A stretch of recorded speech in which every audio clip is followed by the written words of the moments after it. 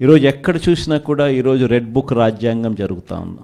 6 నెలలు తిరక్క మునిపి ఈరోజు పరిస్థితి ఏమిటి అని అంటే, ప్రతి ఇంట్లో చర్చ ఏమిటి అని అంటే, జగన్ కనీసం పలావన్నా పెట్టేవాడు, చంద్రబాబు నాయుడు బిర్యానీ పెడతానన్నాడు.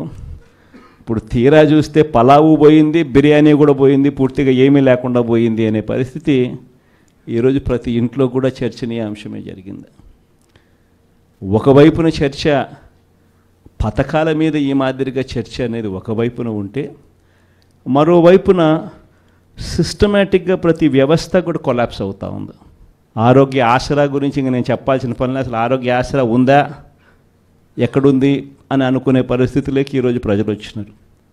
మామూలుగా 6 నెలలకు ప్రభుత్వ వ్యతిరేకత ఈ స్థాయిలో ఉండాలి అని అనుకుంటే, చంద్రబాబు నాయుడు గారు ఈ 6 నెలల కాలంలో ఈ స్థాయికి వెళ్ళిపోయింది. ఒక చీకటి వచ్చిన తర్వాత పగలు రాక తప్పదు. ఇది మనకు సృష్టి నేర్పిన రహస్యం. కాబట్టి ఖచ్చితంగా ఇది గుర్తుపెట్టుకోండి. కష్టాల్లో ఉన్నప్పుడు మనం గట్టిగా పోరాటం చేయగలిగితే మనం మళ్ళీ తిరిగి నిలబడగలుగుతామన్నది మాత్రం ఖచ్చితంగా గుర్తుపెట్టుకోండి. ఈ సంక్రాంతి తర్వాత నేను కూడా ఇక జిల్లాల బాట పడతాను. ఇనిషియలీ ప్రతి బుధవారము గురువారము బహుశా జనవరి నెలాఖరు నుంచి మొదలు పెడతాను అనుకుంటున్నా. ప్రతి వారం బుధవారం గురువారం నేను కూడా జిల్లాల్లోనే పడుకుంటా. ప్రతి పార్లమెంటు ఒక యూనిట్ కింద తీసుకొని నేనే అక్కడికి వచ్చి నేనే బస చేస్తా. బుధవారం అంతా కార్యకర్తలతో 3 కాన్స్టిట్యున్సీసు, గురువారం అంతా మరో 4 కాన్స్టిట్యున్సీసు కార్యకర్తలతోనే మమేకమయ్యే కార్యక్రమాలు, పూర్తిగా కార్యకర్తలకి కేటాయింపు చేసే కార్యక్రమాలు చేస్తాం.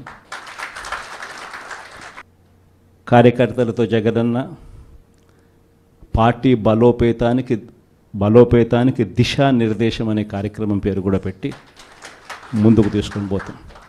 ఆర్గనైజ్ స్ట్రక్చర్లోకి వెళ్ళిపోవాలి అని అంటే, రేపొద్దున ప్రతి కార్యకర్త గ్రామ స్థాయి నుంచి ఎమ్మెల్యే ఎంపీ స్థాయి దాకా కూడా ప్రతి ఒక్కరికి ఒక ఫేస్బుక్ పేజ్ ఉండాలి, ఒక ఇన్స్టాగ్రామ్ పేజ్ ఉండాలి, ఒక వాట్సాప్ ఉండాలి, యూట్యూబ్లో కూడా పోస్టింగ్ చేసేవి ఉండాలి.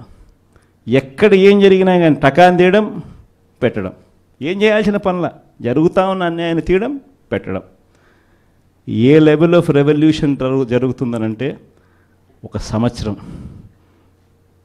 ఈ నుంచి ఒక సంవత్సరం పోయిన తర్వాత గ్రామంలో చంద్రబాబు నాయుడు గారిని, తెలుగుదేశం పార్టీని క్వశ్చన్ చేస్తూ ప్రతి ఇంట్లో నుంచి వాయిస్ రావాలి.